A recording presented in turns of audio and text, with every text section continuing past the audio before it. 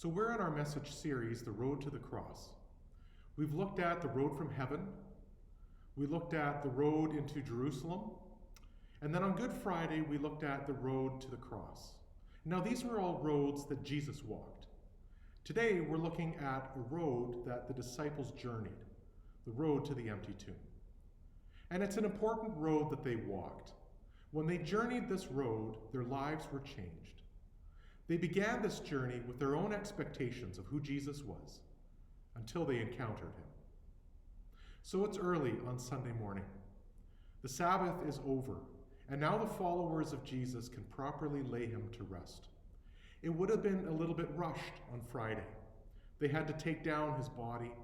They had to wrap it properly, including the ceremonial face covering, and they had to lay it in a tomb. They needed to get everything done before sundown. That's when the Sabbath began. But now that the Sabbath is over, there's time to anoint Jesus' body with spices. So this morning, the disciples, well, the men at least, are huddled together in homes. Maybe they're together, maybe they're separate, but they're fearful, they're scared that Rome is going to come and hunt them down. But a few women, followers of Jesus as well, are going to do what needs to be done. And they're bringing spices to place on Jesus' body, about 50 pounds worth.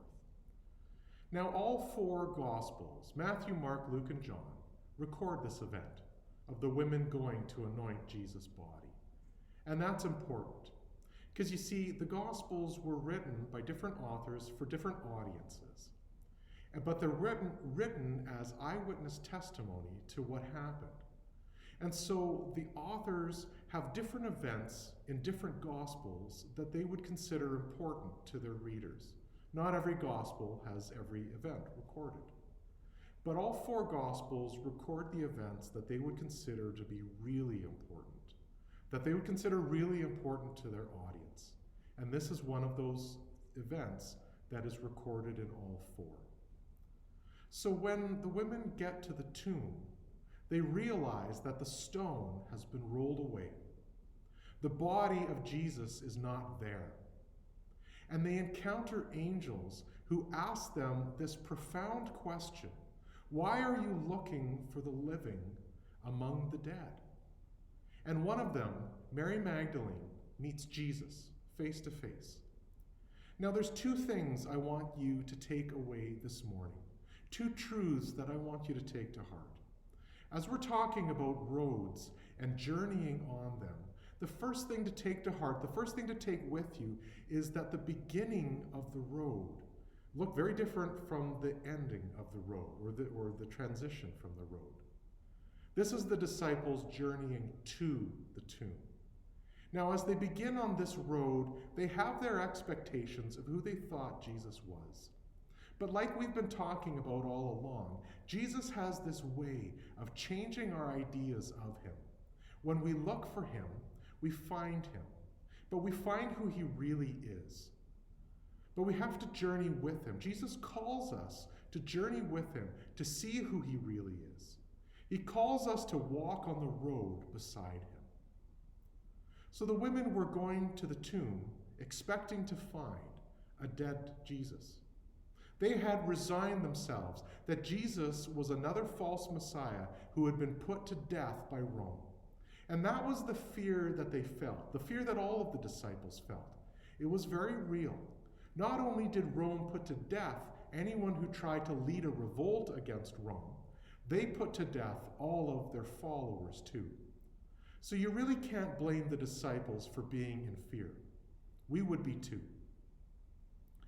So, on Sunday morning, now that Passover is finished, they can properly honor Jesus, and they can properly care for his body. And so the women go to the tomb. But understand this: they were expecting a dead Jesus. They had watched him die. They had helped take his body down. They had carried it to the grave, wrapped it in linen, and laid it in the tomb.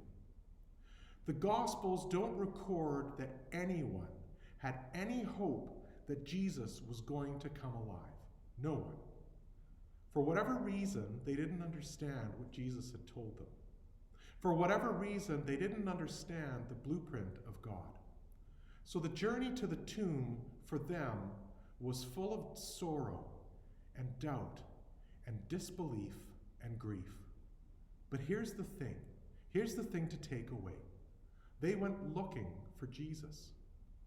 They certainly didn't have all the answers. They certainly didn't have all of the understanding of what Jesus was doing.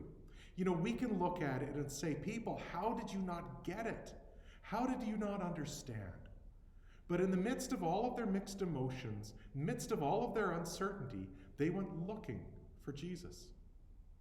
Maybe God isn't real to you. Maybe you've been on the sidelines looking at the game going on, and you've been wondering, how do I find Jesus? Maybe you have all sorts of mixed perceptions of who you think he is. Go looking for him. The Bible's really clear that when we seek after God, we find him. Even the smallest steps to God count.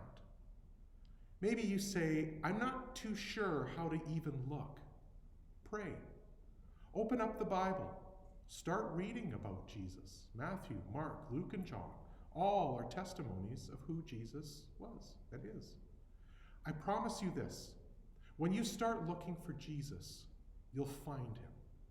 And it's not my promise, it's God's promise. They went looking for Jesus. They were expecting a dead body, and they encountered a living God.